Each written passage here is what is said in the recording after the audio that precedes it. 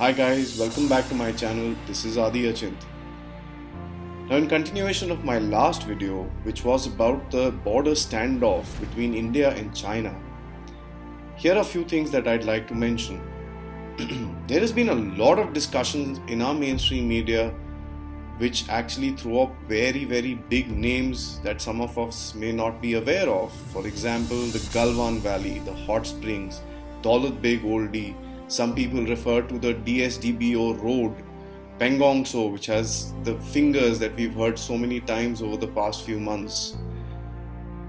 I do understand it may be very difficult for some of us to comprehend what is happening and what are the areas in situations wherein there is no contact between that particular individual and somebody from the armed forces who could explain it to them, and two, who have never been to that area.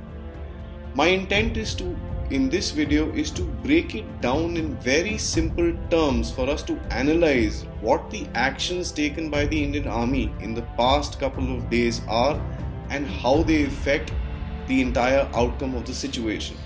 So let's listen in. The first thing to mention is that the LAC, which is the line of actual control, which is actually the positions that our army holds in our control, is not very well demarcated, neither on the ground or on the map, which results in disputes between both the forces. Now these situations, let me just say this, are not individual to India itself. There are various countries in the world that have border disputes with each other, arising out of wars, arising out of differential perceptions of areas because of lines drawn on a map. Now, what the Indian Army was doing till the year 1959 was basically patrolling the areas right up to the corner of the region of Aksai Hind, which is also known as Aksai Chin, but I prefer to call it Aksai Hind. But post the war of 1962, we lost control of those areas due to various reasons. Now in this video, I will be showing you 3 maps which may help you understand the whole dispute between India and China. The first map shall showcase the northern region, which includes the area of Ladakh and Aksai Hind. The second map will show you the eastern region, which includes the areas of Arunachal Pradesh which have been disputed by China. And the third map will show you the entire area of the central border of the country, where there are certain other disputes. For example, the area in Sikkim, and if you all remember, the Doklam crisis that happened in the last couple of years. Now coming back to the perception, both countries claim a line as they deem fit. They may not be the same in that particular areas. That is what results in the disputes and the clashes that we keep hearing. The line between India and China are obviously different, which results in a small area which is known as grey areas between the two lines that each country claims. Now what the Indian Armed Forces has been able to do in the past 3 to 5 days, is to occupy certain strategic positions in those grey areas which are important for the defense of our nation. Remember, in mountainous regions, it is very difficult to occupy each and every piece of land because the area is very difficult and vast. What is important is occupying strategic heights.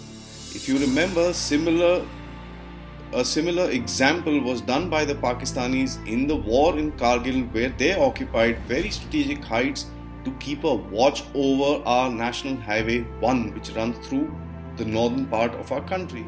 Now this time around, what our forces have done is pretty much similar, to occupy strategic heights and taken various other steps to ensure the following. 1.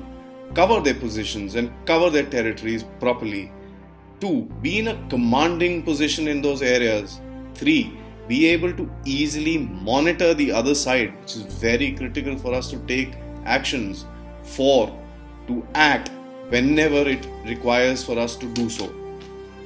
Now, there will be some who say, what took us so long? Why couldn't we do this before? It is a simple thing. If we knew all this stuff, why didn't we take actions before? Some valid questions, but to them, I just have a simple answer. Everything takes time, and always remember, things done at the right time always have the desired effect. The armed forces are clearly demonstrating the change in thought process in dealing with the Chinese, and of course not to forget the Pakistanis on the western side. We must be proud of our soldiers and their brave and gallant actions taken at this particular point of time. They give us a better placement on the negotiating table. Always remember, even after a war, things do land up on the negotiating table to get finalized, and the actions that the armed forces take in the battlefield have immense importance in the discussions that follow. Further, my statement that this is not the India of 1962 era stands strong. I will be back with some more updates as and when we receive them. While I do so, and while things do open out, what my request would be, each one of us, please send our best wishes once in a day to the soldier who's standing on both sides of the border and defending our country.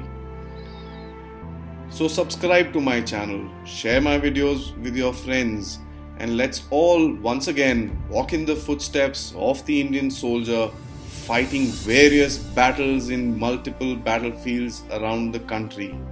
I'll see you again. Jai Hind.